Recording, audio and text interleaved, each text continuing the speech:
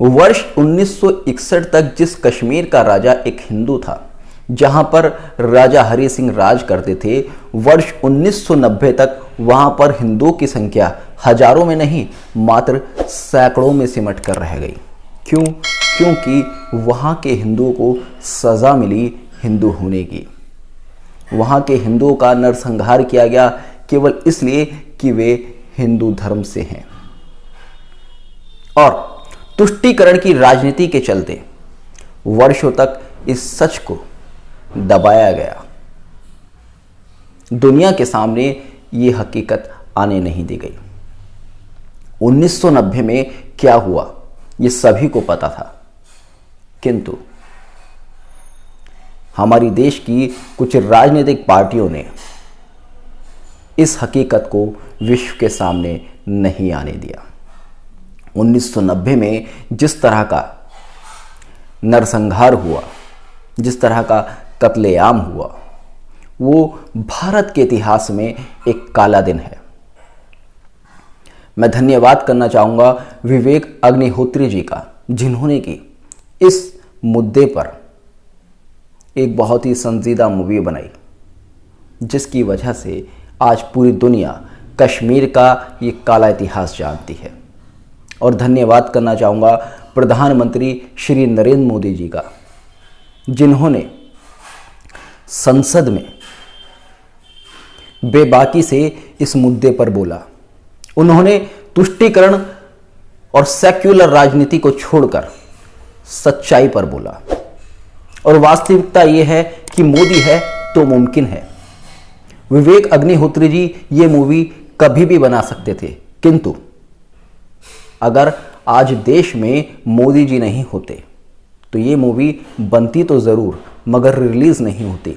आपने देखा होगा देश में मोदी जी जैसा सशक्त प्रधानमंत्री होने के बाद भी इस मूवी का कितना विरोध किया गया। बॉलीवुड के बड़े बड़े सांप्रदायिक डायरेक्टर्स ने, और जिनका भी बॉलीवुड में होल्ड है, उन्होंने चाहा ही नहीं कि इस मूवी को स्क्रीन तक मिले, इस मूवी का प्रमोशन भी हो। किंतु मोदी है तो मुमकिन है। केवल एक यही रीज़न है कि इस देश की जनता मोदी जी को हृदय से प्यार करती है। चलिए आइए आज के इस वीडियो में हम भारत के इतिहास के उस काले दिन 19 जनवरी 1990 की ग्रह स्थिति पर चर्चा करते हैं कि उस दिन ऐसी क्या ग्रह स्थिति बनी थी जिसकी वजह से इतना बड़ा नरसंहार हुआ। तो आइए भारत के इतिहास के उस काले दिन 19 जनवरी 1990 की ग्रह स्थिति पर चर्चा करते हैं। देखते हैं कि उस दिन ऐसी क्या ग्रह स्थिति बनी थी जिस कारण कि इतना बड़ा नरसंहार हुआ। आप देखेंगे 19 जनवरी 1990 को शनि, जिसे कि मुंडेन एस्ट्रोलॉजी में सबसे मुख्य ग्रह माना गया है, वो धनु राशि में गोचर कर रहा था। और शनि के साथ में यूरेनस बैठा था, जो कि आतंकवाद, अराजकता और नरसंहार का कारक ग्रह है।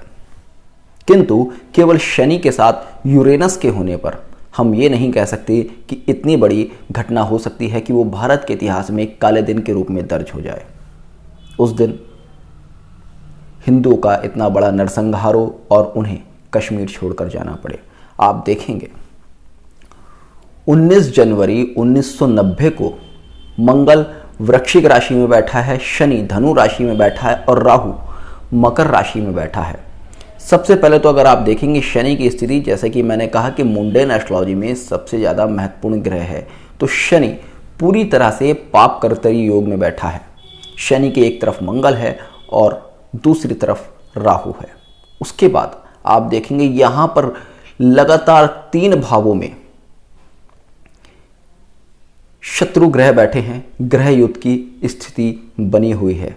जहां वृश्चिक राशि में मंगल है, वहीं पर धनु राशि में शनि और यूरेनस बैठे हैं और वहीं मकर राशि में राहु और सूर्य बैठे हैं। लगातार 3 भावों में पाप ग्रहों की ये युद्धात्मक स्थिति बहुत ही विकट स्थिति को दर्शाती है। साथ ही साथ आप देखेंगे कि मंगल के त्रिकोण में इस समय केतु बैठा है।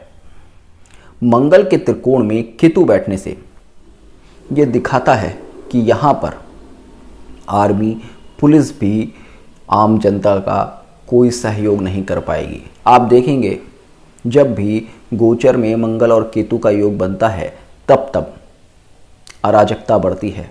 आर्मी पुलिस आम जनता का सहयोग नहीं कर पाती या खुद से पॉलिटिकल प्रेशर में होती है। उसके बाद आप देखेंगे